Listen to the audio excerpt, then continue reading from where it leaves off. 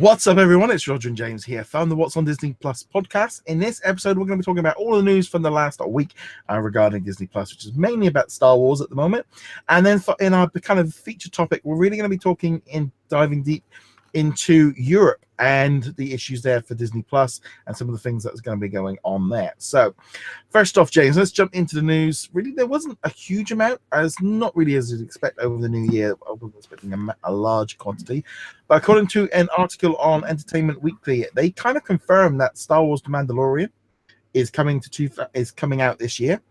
And it looks like they said it's going to be there for the launch of Disney Plus. We don't yet know the official date of when Disney Plus is launching.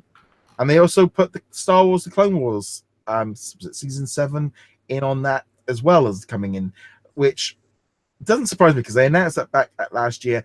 I'm not expecting to really see too much more about this until Star Wars Celebration in April. But it's kind of good to see Entertainment Weekly kind of basically saying these shows are coming this year, because I wasn't too sure with The Mandalorian. I was still a bit iffy of whether or not it might be like January. I mean, The Mandalorian, they're really going to want to have it as a launch show if at all possible, because that will be one of the main ticket sellers or whatever, however you want to think about it for a streaming service. That's going to be what gets people on the service is The Mandalorian. The Clone Wars isn't any surprise. I mean, yeah, they announced it last year, but a lot of production had already been done on this season before it was originally canceled. I'm sure that they're updating stuff, but otherwise, this is stuff they already at least had storyboards. In several cases, they'd already started animating. So it would have been more surprising, or it will be more surprising if it doesn't come in 2019. Heck, some of the stories have already been turned into other media as well. Yeah. So we'll see how that works out. I really need to jump in on trying to catch up on that before season 7 comes along, because it's just one of those things. I've tried watching the Clone Wars on a few occasions, but because I never get past season 1, it's that kind of thing. I never really get it. Season 1 being so much more of a kids show, and then gradually, obviously, it grew as it went along. It's a bit like Rebels. Season 1 didn't really catch my attention, but obviously, it's grown as it went along.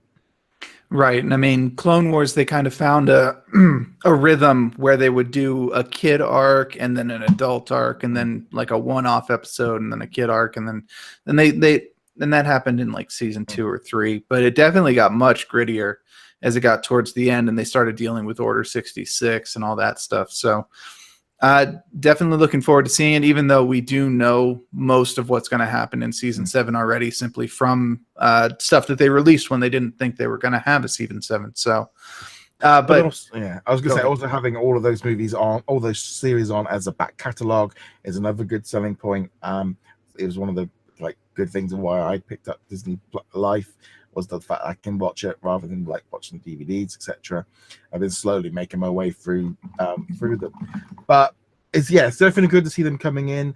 It was also kind of not really announced, but reported that the Rogue One spin-off featuring Captain Cassian goes into production in October. So that one's a long way off. That's probably going to be next winter when we see the spin-off show from Rogue One. And I mean, that's not too much of a surprise either. As much as they've announced for both Star Wars and Marvel, they're not going to want to dump all of them all at once, because they want to spread it out, because okay, people sign up for The Mandalorian or whatever, and then when The Mandalorian's done, people are just going to unsub. Yeah. But if they've got, you're done with The Mandalorian, which will be however many episodes long. Yeah. But if you hang out just a little bit longer, we've got Cassian on the way, and we've got these other stories. And look, here's Vision and Scarlet Witch, or Falcon and Winter Soldier. So if they play it right, just as The Mandalorian's done or finishing up, and people are kind of thinking, let me cancel this and switch over to something else. Oh no, we've got this other show that you're going to want to check out. And I mean, DC's been doing the same thing, or Warner Brothers has been doing the same thing, where they did Titans, and now they're like, Young Justice, it's about to come out. Here you go. So it's a kind of odd one. It's like, for me, I feel like if they released The Mandalorian episodes weekly, you're going to, and if say it's 8 episodes or 10 episodes, you're going to keep the majority of people for a few months. If they put everything out at once, you're going to have a lot of people trying out the 14-day trial or 7-day trial, download it, watch it, binge it over the weekend, and be done. So there's kind of catch-22 on what they're going to do with that one. It's kind of very different. Although I do hope that the one thing that they keep in mind is that there are no like mid-season breaks on this. Yeah. We don't know if they're going to drop everything all at once or if it's going to be all weekly. I assume it's going to be weekly. But I don't want them to get into a situation with The Mandalorian, just to pick one, where they drop 6 episodes, either all at once or over a 6 weeks period. And the 6th episode ends on some cliffhanger, Obi-Wan Kenobi shows up in a vision to the main Mandalorian. I don't know. And then we have to wait 7 months. No, that would be problematic because that's one of the big advantages that Netflix and these streaming services have is they go, here you go, full story, and you can consume it in however long it takes you to consume it. Yeah, it's catch-22. It's you never quite know how that's going to work. Personally, I don't. It's like this last week. The BBC did it with Luther, where they did like 1 episode a night over 4 nights, and it was like we were sort of me and my wife saying, actually, we would have preferred to have had it spread out a bit because by the time the 4th one comes, we're trying to desperately avoid spoilers because they were charging them out too quickly. We didn't have enough time to watch them in a run, and that's the thing. It's like, but then it's like sometimes also having them coming out in bulk kind of can be a little bit intimidating to the fact of, oh, I'll get round to it. It doesn't, and this is that's that side thing of like why, there's apples and oranges on different ways of looking at these kind of things. Of on one hand, television has changed at being able to have everything at once, but it doesn't always suit and it doesn't fit everyone. And as they build up, because that's the big difference with this whole thing of box sets was, you get them years later when they've come out and you can catch up. But also, when you watch a TV series now and you've missed, say it's series 4s or episode 4s on TV tonight, you can go on to catch up and watch 1, 2, and 3 and catch up. Of course, that was never the case 10 years ago. If you were episode 4 tonight and you've missed the last ones, you're just not jumping in. And that does make the big difference of being able to just jump in at any point and catch up. Also, granted, prior to the availability of DVR or streaming or box sets or whatever, most shows were weekly affairs. There weren't continual story arcs going on. You would tune in, they would hunt the bad guy, they would catch the bad guy, and then everything would just return to normal at the end. And it was really, there have been shows that have bucked the trend all the way back to the beginning of television, but it really was, I want to say around the time of like Lost, Battlestar Galactica, the remake, obviously, stuff like that, where people started to go, hey, there's something to this continual narrative thing. But of course, at that point, DVRs, TiVo was out, and you could do that. You could be like, and of course, video on demand has been huge the last several years. If you miss an episode of Agents of S.H.I.E.L.D., you can get the previous episode from your cable subscription, or you can go on to iTunes or Amazon and pick it up there. So to get back on topic though, we'll see what they plan for Mandalorian, Star Wars Clone Wars Season 7, stuff like that. But I'm very happy, assuming the report is true, that both of these will be in 2019, because Mandalorian is definitely the one at the moment where I'm just like, I want to see this. I want to see where you're going with this. Yeah, it should be good. I'm looking forward to it. Obviously, we'll find out a little bit more coming up. Shifting gears now, it's kind of an odd one, really. Again, I don't know if it was just because of the holiday break or anything, but kind of Disney Plus caught a lot of attention this week. If like people headlines about like Star Wars movies not going on to Disney Plus, or no new Disney Plus movie. And I was like looking at it going, well, this is based on an article that was out in the Christmas period and kind of got picked up again. And I was like, no, it wasn't really so much about them not putting the new Star Wars movies on Disney Plus. It's like, no, they're still putting them in cinemas. They're still focused on the cinema process. They made $7.3 billion at the box office last year. I think we talked about this briefly last week, but it kind of came up again. It's like, that system's working for Disney, and then they want to put it onto Disney Plus later. It's like, then the new Star Wars movies, they still want that box office bang. They're not putting a $200 million movie onto Disney Plus I think there's this like expectation of that they were shifting completely away from releasing at cinema and just going digital, and it's like that was never what they were doing.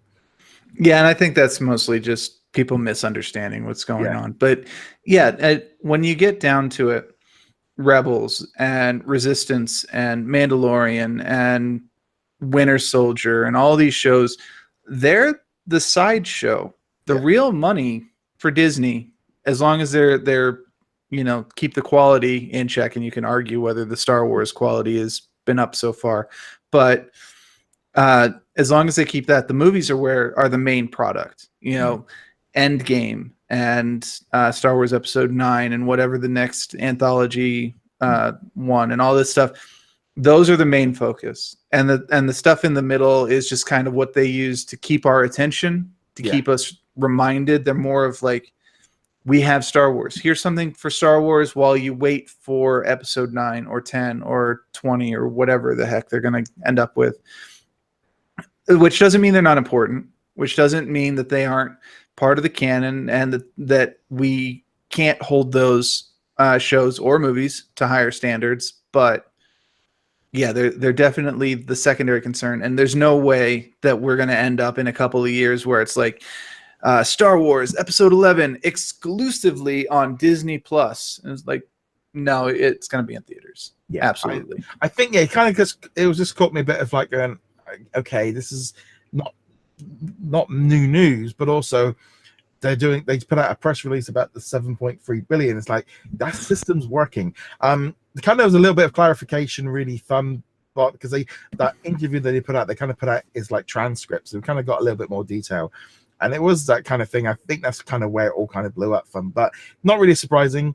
They're still going to be making the movies. It's just now they'll obviously be coming on to Disney Plus, and then they'll get that extra buzz when they go on there.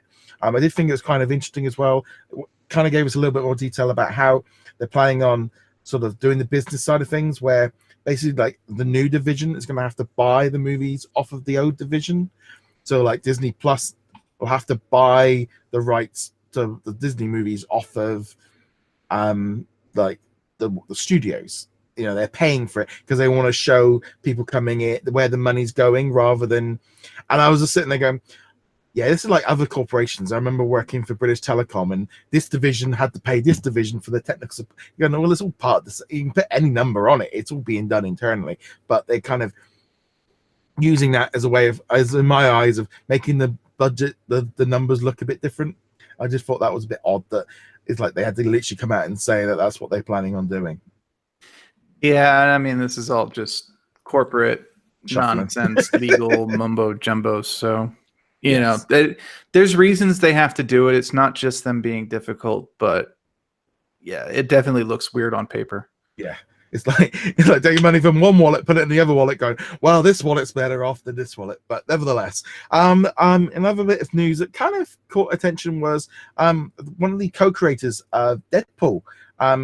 He it was Rob, I think Liefeld. He basically went on and said that there was an animated Deadpool series that was going to have like Donald Glover and stuff involved in it, and he did an interview with Nerdist News, and he said when it went south, it was very unfortunate for all, but I would not say who, but a Marvel executive did say to me, "Don't worry, Robert, we are going to give you a Deadpool cartoon. It's still going to happen." So that was definitely something that got picked up, and it makes sense. And Deadpool's already appeared in Spider-Man cartoons. I think a Deadpool animated series on Disney Plus or on the Disney Channel would make a lot of sense. They don't have to make it R-rated. They can make it. You can make little tweaks and stuff. But Deadpool's going to be toned down a lot anyway going forward. I don't think he's quite going to be as adventurous as he was in that main movie with Ryan. You saw that with Deadpool 2, and it didn't quite push the buttons the same. Deadpool animated series, a little bit edgy, kind of PG-13. I think that would go down very well.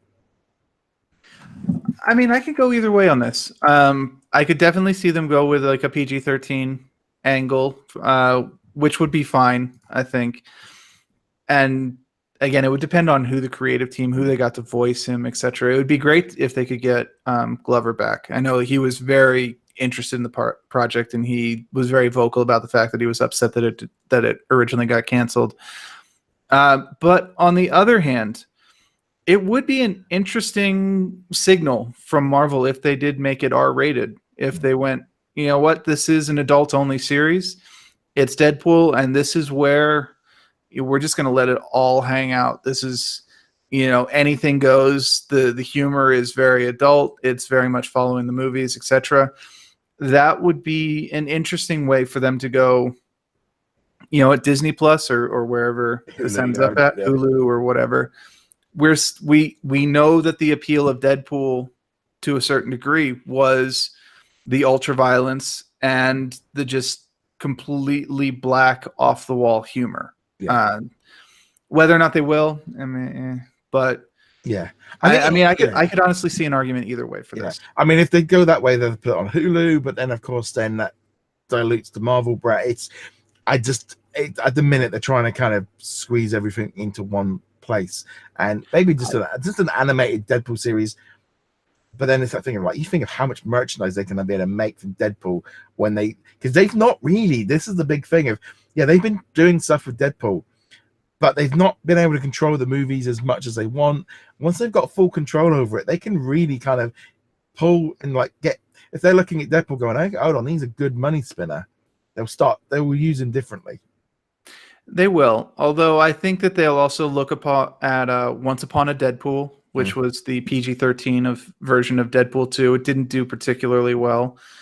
And I think that if they look at the numbers, they're probably going to have to accept that a large part of the reason why Deadpool 1 and 2 did as well as they did, particularly Deadpool 1, was that it did not skew towards the Marvel formula, that it was very much a poke in the eye to the expectations of what a superhero or a super powered movie would be. And I think it would be a mistake for them to kind of try to tame that a bit. But at the same time, with the right creators, with the right setup, they could pull it off. But I feel like too many fans of those movies would probably be betrayed. Now, a cartoon is a different matter because a cartoon isn't in the same canon, or it doesn't have to be in the same canon. It can be a separate entity with its own identity that is completely separate from the movies.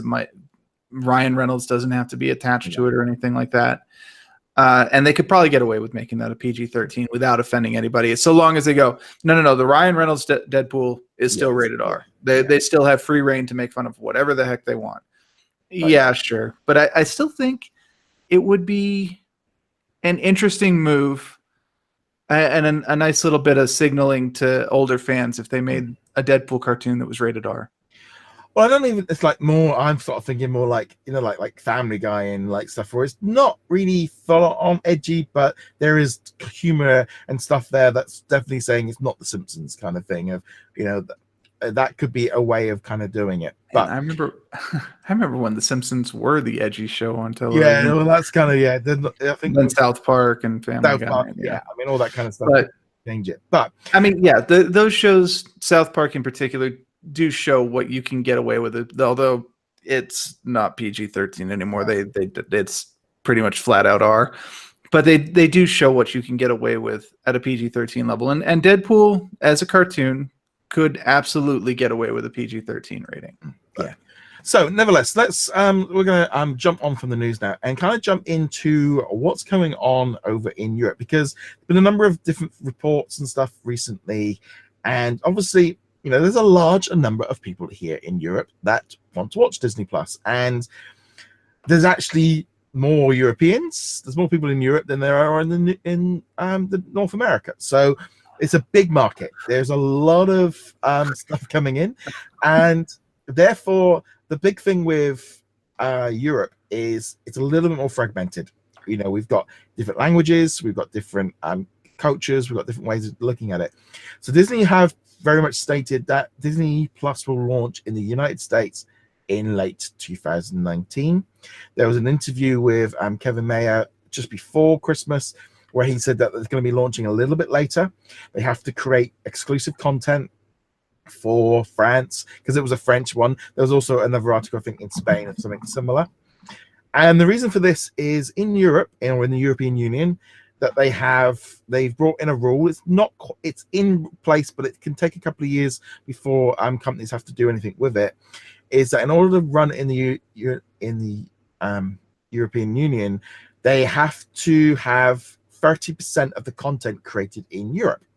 This is obviously to protect jobs in Europe, to protect culture, to make sure that they are representative. So it's not just a massive multinational corporation just churning out stuff and there's nothing representing the countries. A lot of it as well is, I think, primarily just safeguarding jobs in television, etc.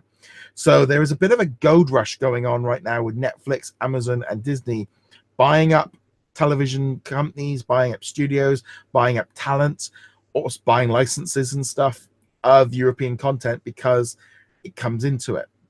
There's a new series starting on Disney Junior with dinosaurs, either Giganotosaurus or something like Gigantosaurus or something like that, which is made in France. So Disney have got an advantage. They've already make a lot of shows and stuff outside of America anyway, in Europe. And the good thing with especially cartoons and animated stuff, you can dub that into different languages a lot easier than if it's live action. But this 30% rule is why there's a little bit of delay. They are going to be creating stuff exclusively for those regions. I also think some ways that if you make a show for France, you can also put it obviously on in Canada, because there's going to be a market in Canada, in the French and the Montreal area that will watch it. Spain, if they make shows in Spanish, they can then use that in Latin America and vice versa.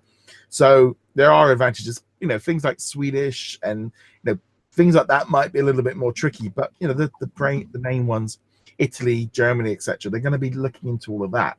So there's a lot of stuff to be taken away from that rule. This is going to be applying in other countries as well, because different countries are all having different rules. They're very much aware that they don't want Netflix, Amazon, and Disney and Warner coming in, basically destroying all of their own content creators and television shows as younger people move into it, and they get left with no industry. That's why they're trying to protect their own countries. Yeah, I don't have anything to add on to that. I mean, I think that it's good for Disney, no matter what, to be branching out into these other countries for many of the reasons that you mentioned already. We've got, if you do it in France, you can kind of import it into Canada. Some Canadians might take issue with that, since Quebecois is a bit different from French, but it's close enough that, whatever. But yeah, there's just in the current environment, the global environment, it makes sense for them to want to branch out as much as possible, to include as many different countries as possible. And I think, and if you're going to include as many countries as possible, you have to include as many languages as possible too. So. I mean, this is the big thing. They've been very vocal about the fact that, like, Netflix have, 120, 130 million subscribers. Well, only 50 of them are in the US. So well over half are not in the US. And Disney Plus, they've been very open about the fact that they want it to be global. They're trying to sort out global licensings of what they've done in the past. They want to launch Hulu internationally. The thing is, they want these platforms everywhere. They don't need to have, local television stations and stuff doing stuff like they used to, because they can do it all. And Netflix has shown that global is the thing. And Disney have been very vocal about this being a global program. It's just going to take a little bit longer for them to get going. They can't do it all straight away. And in some ways, it does make sense to spread it out into different things. A global launch is very difficult with licenses, etc.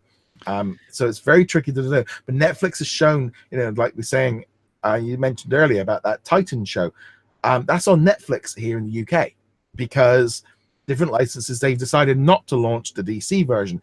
And this European thing is kind of coming in of why, that's why I believe, like, the WWE launched their UK brand, was because they needed to make sure they had content in Europe being created. The only trouble is, especially from our side of things, is Brexit. With us set to leave the European Union in March, it throws all this into, until they know what they're doing, until they announce it, we haven't got a clue what's going on with that. Anything made in the UK might not necessarily count towards being made in Europe. So therefore, Germany, etc., are pushing for the fact of, well, if they're not in, we want it made in our. It doesn't count if it's in Europe because they want the jobs. So that's going to be an issue. Then, of course, if the UK government turn around and go, well, okay, you can launch these systems here and you can have Netflix and stuff, but you have to create 10% or have to create so many hours of television. This is going to be a thing, and every country is going to have this. You know, there was problems with Brazil and Mexico of the Fox buyout of thing, and this is what's going to happen in lots of different countries, and there's all going to be different rules and stuff. The UK might be easier because then when we leave the Europe, we have less ties, but also we've also got DisneyLife, so there's already something running, so they could make changes. But also there was an article I was reading about how when Europe and UK break up, that like Disney Channel and stuff like this, they all pay like Ofcom and stuff for these licenses in Europe. Well, that rules no longer apply, and they might need to get a separate license for the Europe. It's so complicated, and no one knows what's happening until, and especially at the minute, especially with the UK, no one knows what's going on until we actually sign some contracts for when we leave. It's so complicated, and this is why I kind of wanted to go into have a little bit more of a discussion about it, because it's so complicated. Nobody knows what's going on, and Disney aren't being very vocal because, in all honesty, everyone is having to sit back and waiting to find out what's going on. Because if the UK still is part of this deal, then shows made in the UK count. Shows aren't, and they don't. You know, things like the Avengers. You know, lots of the Avengers was shot in the UK. We saw the Infinity War. There were scenes in like Glasgow and Edinburgh, stuff like that. Solo, a Star Wars story, was primarily shot in the UK. So, but if that number doesn't count towards Europe, then Europe will want more, and it's all very, very complicated. But if anyone can figure it out, it's the Disney legal team. They are. They probably know more about law than 99% of every other lawyer on the planet. So if someone's going to disentangle the rights, the rules, the when you can release, how you can release, how much has to be produced in what country, etc., it'll be Disney. And they've probably been very hard at work ever since the Sky deal, or sorry, not the Sky deal, the Fox deal started. And I realize we're not talking about the Fox deal, but that's probably when the lawyers really started to get engaged. Well, the thing is as well, that Fox deal, that was what they were after, was because they were after Sky's dominance in the UK and in Europe was a big selling point to them, was because that was going to be their main way of bringing in their streaming services and stuff, because they had European stuff already set up. They were already going to have all of this coming in. Obviously now that doesn't exist, so now they've got problems. For example, I mean, what you probably see a lot more is, and you see it a lot now with Netflix, is they partner up with countries with companies like the BBC and like RTE, I think in France, and they co-produce stuff, so they both fund it. So like we're going to see probably a lot more of that, of sharing content between countries, and and this is what we'll see a little bit more of. And I think as a whole, it's very complicated, and as much as I would love for Disney Plus just to be like, oh, they flick a switch and the same program is available everywhere, it's just not. We are probably decades from that, from being able to be a possibility. Decades might be a stretch, but it's definitely not like a anytime soon kind of thing. I could see it happening in the 2020s at some point. Not when, it's when they expire, when the deals expire. Right. Well, when the deals expire, are going to make a big difference, but also, as we move both towards and away from globalization in the media market, this idea of things having to come out at the same time, or piracy becoming a big issue, Disney aren't the only company that are going to want to get to the bottom of this. So I could see in the not 2020 itself, but the mid 2020s, by the mid 2020s, I think that we will mostly see this resolved in, I don't want to say major countries, because that's kind of ambiguous, but the biggest markets that Disney and Fox and Universal and Amazon and Netflix want to get into, they will at least probably have global releases on if not every show, at least the major releases. Yeah. You know, whatever the 2022 version of Stranger Things, you know, whatever captures the imagination of watchers will come out at the same time in all of the major markets. I mean, this is the thing. Like, new stuff is easy. It's like Star Wars: The Mandalorian. There are no deals signed. It's a Disney Plus exclusive. It can go global on day one everywhere because there is no deals, and that makes life a lot easier because there's no. But things like, say, like Grey's Anatomy, there's a deal with Netflix. There's a deal with Sky. There's a deal with I mean, Disney signed a deal with Stan in Australia to have all their movies on that streaming platform. Everyone's kind of looking at it going, this looks a very temporary deal. Over in India, you have, with them Disney buying Fox, they're going to get hold of Star, which I think owns their main streaming platform. I think Hot something. I don't know quite the name of it.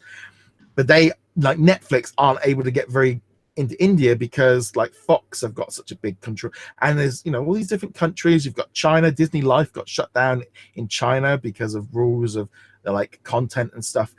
It's very they're going to be going into all these different areas, and it's like going into Canada. Even going into Canada is difficult because they have rules of how much content is created. The only good thing is with this is what it does mean for Disney Plus and for Netflix, etc., is you are now starting to see a lot of content created that isn't just being made in Hollywood or New York. You are seeing a lot more content. You're seeing like a lot of Australian shows and things like that on Netflix, etc., because this stuff is all becoming global. It can all be sold on. But I do think we're probably going to end up with a lot more variety because of it. Yeah, and I mean, the less restrictions that you have, the more variety you can have.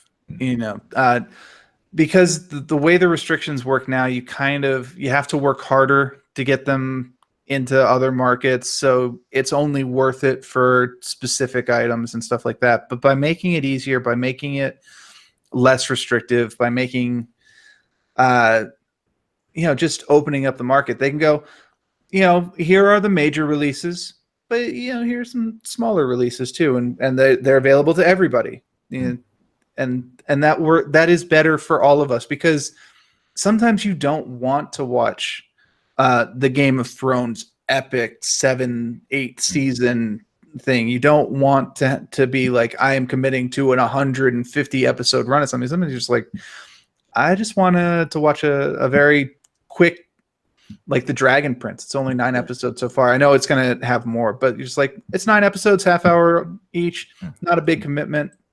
And it's nice having that option. So yeah, I mean, I know like quite often we'll be on Netflix or Amazon and we fire something up, and it'll then be in subtitles, and then we usually end up turning it off. There's a lot of Nordic. We have a lot of Nordic shows from Scandinavia with subtitles and stuff. They're very popular, popping up. My only one thing is I wish they'd let you know before you start watching it, so because you find that quite a bit. But there's a lot of, on Netflix, there's tons of Indian shows as well. I was going to say, there's been a massive influx of Indian shows. And also,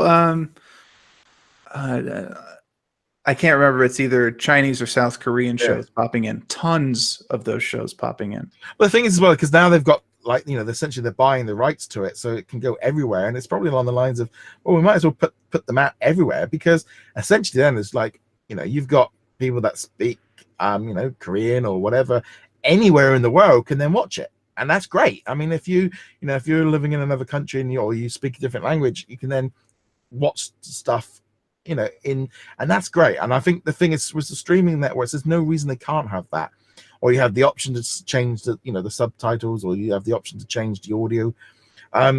Whether or not we get some like lesser content of like cheaply made like live action stuff, we don't know. But it also might mean, like, for example, like with making shows and movies, they might spread them out a bit. It's like with things like the Avengers. They film on multiple countries. So then when the film comes out, the whole thing gets counted. Well, Avengers Infinity War was filmed here, here, and here. So therefore it counts towards the time. So there is that kind of thing. I mean, the UK has a strong connection with making stuff for American audiences, etc. I do think DisneyLife changes it for the UK and Ireland, because we've already got a Disney streaming service. So it's in some ways you could change the logo and change the name, and you've kind of launched it. and put on the Mandalorian and stuff, and you've already they're going to have to apply with the new rules anyway, but they've already got the licenses, etc. Interrupted by a cough. Yes, it's that kind of thing of I think that does make a difference, because obviously DisneyLife isn't available in the whole of Europe. It's only available in 2 countries, so therefore it slightly changes it. But at the same time, if they don't get it out, if they don't get Disney Plus launched globally quick enough, your Mandalorian is going to be badly streamed, unless they then sign little deals with other individual companies where, I don't know, maybe the Mandalorian appears on Sky One or something here in the UK, because they've not done it. But then you're going back into this same problem of they're never going to get there if they keep signing new deals and new contracts, etc. And I guess that's really kind of the issue moving forward. If they're going to continue to sign deals, then it's going to remain complicated, unless they can kind of go, knowing what they know now, they can write in clauses into the deals where, I was going to say, over Christmas, the BBC had tons of Disney movies on, right? Tons of movies on. I watched over the Christmas, Jungle Book, Inside Out, Zootopia, etc. Now, you can watch them live. The minute you went onto iPlayer and you went through the schedule, none of those Disney movies, every single one, said not available. So they didn't have any VOD rights for those movies, even though they were all on over Christmas. Sometimes they may be on, maybe they got only 2 weeks or a week's life on there. But it was very noticeable over Christmas of all those Disney movies they did not allow to be on demand afterwards. Yeah, and it's interesting because you never know what is preventing it. Was that part of the original deal? Was that the way that the BBC or whoever wanted it? Because why would you care about VOD, video on demand, for Christmas movies after Christmas is over? Was it something that was the distributors were like, no, we only want Christmas movies at this time? And was it a combination of all those things? And so unfortunately, it's backroom deals that we know nothing about. But moving forward, with the future in front of us, with those darned millennials destroying traditional television, because traditional television deserves to survive for some reason. It's funny. I literally was saying this to my mum yesterday, and she's, they're still going like, "Well, what ITV at 9 o'clock?" I said, "I don't work television like that. It's just I fire up the app and choose what to watch. I don't watch when the television tells me to watch. I don't watch it." And I'm going, okay, yeah. It's like mum is like still stuck on that schedule, and because I don't watch television like that. And like you say, we don't watch television like that.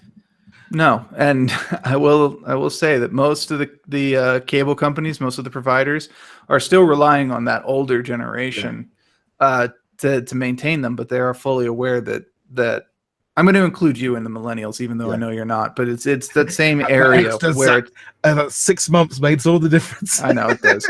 But you're let's say all the millennials, it's not the way they watch. It's certainly not a like a conscious choice. It's just convenience. Yeah, it's convenience. Why glue yourself to TV Guide? Most people don't even know TV Guide still gets published, like physically, as paper form, that says when all the shows come on. Why should I glue myself to the TV Guide to figure out when Agents of S.H.I.E.L.D. comes on, or when Dancing with the Stars come on, when I can just be like, all right, DVR, record it for me, and when I get home, or maybe tomorrow, maybe this weekend when I've got more time, I'll watch it then. But it's a completely different way of watching. And future distribution deals on all sides, by the people who provide the content, and by the people who distribute the content, and by the people who show the content, are going to have to factor that in. They can't continue to go with the idea, well, no, you're only going to watch the Santa Claus between December 12th and December 28th or whatever. No, I mean, that's just not how it is anymore. No, it's definitely all changing. And like I said, it's a global marketplace, and Disney are looking at it. There was an article recently about that. They're looking for it. They're estimating to get at least 55 million global subscribers, 20 million in the year. There are so many different countries, there are so many different people out there, and they want everyone. This is where things are different, and they don't need, up till now they needed all the individual companies in each individual country to get out to the people.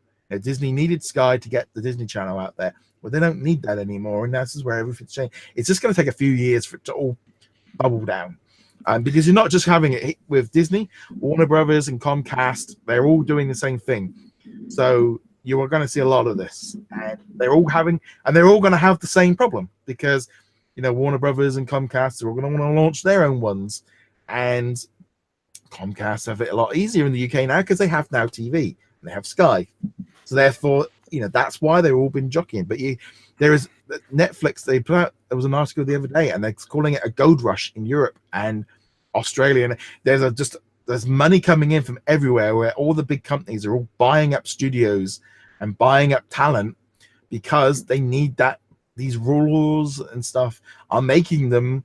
And in some ways, the lawmakers are right in doing this, because let's be honest, if these laws weren't there, we would end up with just Disney Plus being whatever was on ABC, and none of this other stuff would be coming to us, because they wouldn't make it if it wasn't for the rules. No, and as much as we would love to say that Disney is altruistic and they're in it for the creative spirit and the creative drive, it's like, let's not kid ourselves. They're here to make money, straight up.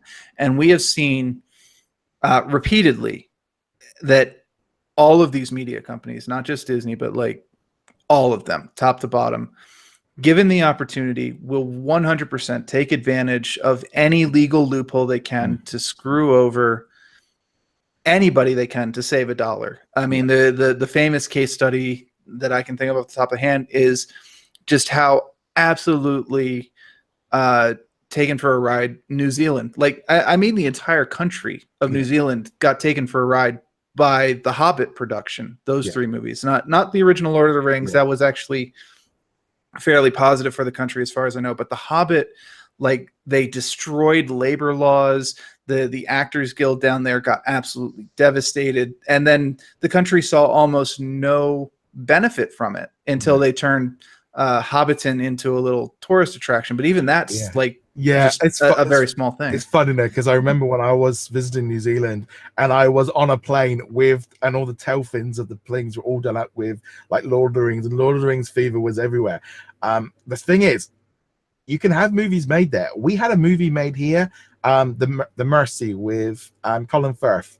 Literally was filmed, I'm not kidding, 10 feet away from where I'm sat right now. And that movie came out. We were told, all our little town was all told we were going to be making all this money and all these tourists, and the movie didn't do very well. It went to Netflix or Amazon. Didn't, but it was supposed to be this big Oscar. When it was all in the buzz, this was going to be this biggest movie of all time. It's going to be like Titanic. It's like, no, it didn't. It didn't take any money, and I had to close for 2 days. I had the hassle of all the filming going on. The movie didn't do it. And in the end, you look at then 10 seconds of footage of them outside my place and going, was that really worth the effort?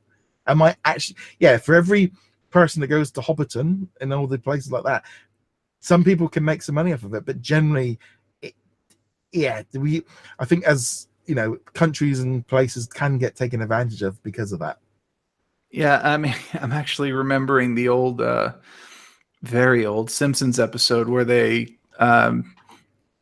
were able to convince Captain Adam, Fallout Boy, and whatever the other guy's name was, where they filmed in Springfield, and I think it actually went both ways. Springfield like completely fleeced the movie company, and the movie company like devastated the city. So, it's not just the movie companies. Obviously, from the other perspective, the towns are like, we've got to take advantage of this as much as possible.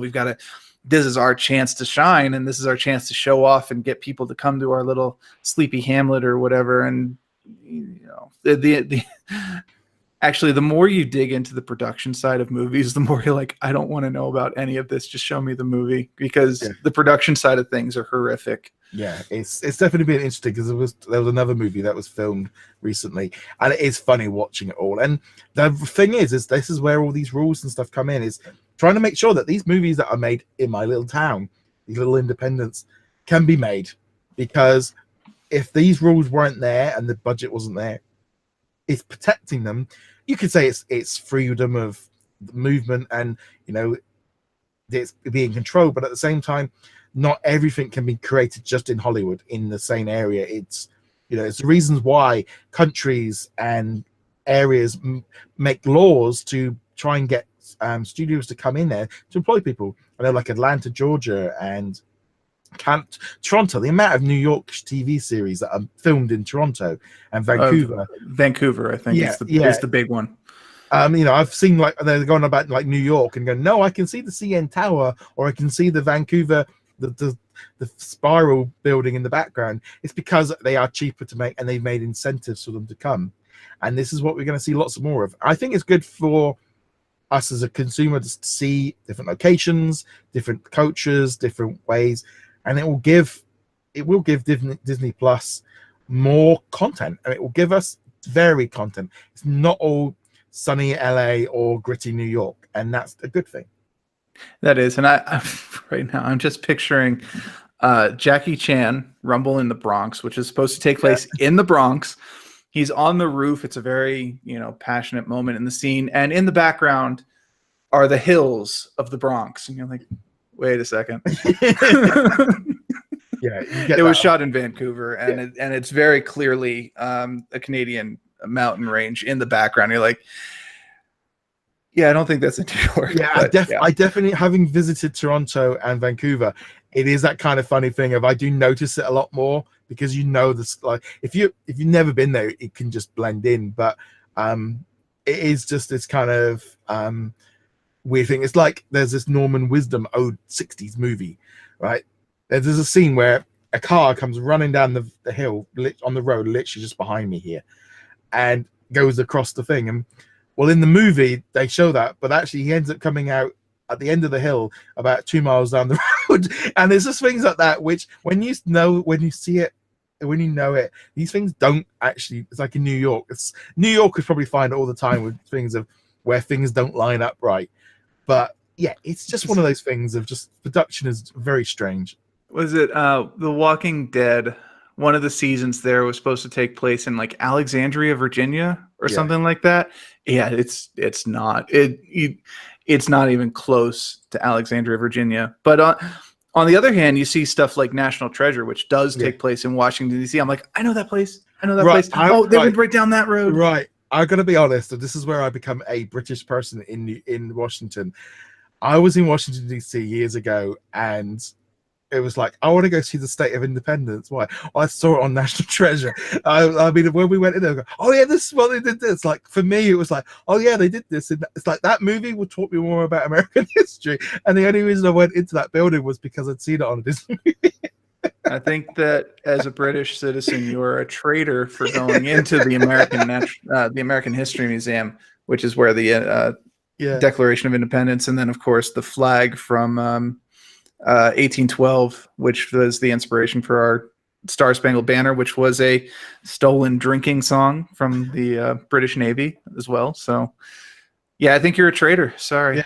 Yeah. It was just one of those things of like things like that of where movies can sometimes change your opinion. But yeah, I always do remember the fact of being in Washington and going, oh yeah, I remember that. Oh, there's this place, or oh, there's a Smithsonian. Oh, that's from what was it from Night the Night at the Museum. Night 2. The second one was in the Smithsonian, I think. Just things like that. This is what movies do to us. They just, they give us something on a plate and we take it up. It could be completely wrong and completely things, but it sticks in people's heads. And that's the power of television and movies. But on that note, guys, thank you very much for joining us in this episode. Make sure you subscribe. Make sure you check us out over on whatsondisneyplus.com. James, where can they find you? You can find me heroiclegacy.com. And on that note, and a little bit of a tangents there, thank you very much for joining us. We'll be back soon. Later.